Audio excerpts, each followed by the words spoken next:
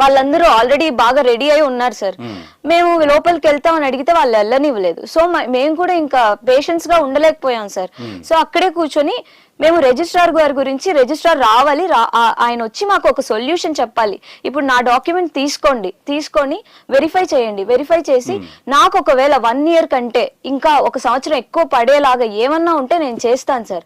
Sir ఇదే registrar గారే నేను November 2023లో వెళ్ళి కౌన్సిలింగ్ కి కూర్చున్నప్పుడు అదే రిజిస్ట్రార్ గారే నువ్వు 1 year కి ఎలిజిబుల్ అమ్మా అని చెప్పి ఆయన సైన్ చేసిన అలాట్మెంట్ ఆర్డర్స్ సార్ మాకు ఇప్పుడు ఉన్నవి. ఆయనే అలాట్మెంట్ ఆర్డర్స్ సైన్ చేశారు. ఇప్పుడు ఆయన అలాట్మెంట్ ఆర్డర్ సైన్ చేసినవి ఇప్పుడు ఆయన కాదంటున్నారు సార్. ఇప్పుడు అదే అలాట్మెంట్ ఆర్డర్ తీసుకెళ్తాను, నా వీసా ఎంట్రీస్ తీసుకెళ్తాను సార్, నా డాక్యుమెంట్స్, నా డిగ్రీ అన్ని తీసుకెళ్తాను సార్.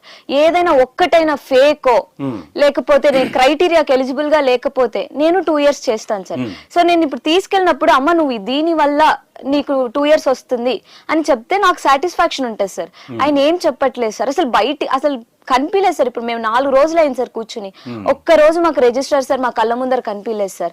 ఒక్క రోజు ఆయన కనిపించినా కూడా మేము ఆయన ఏదైనా క్వశ్చన్ చేయనీకన్నా సార్ నా డిగ్రీలో ఏం ప్రాబ్లం ఉంది నాకు చెప్పండి,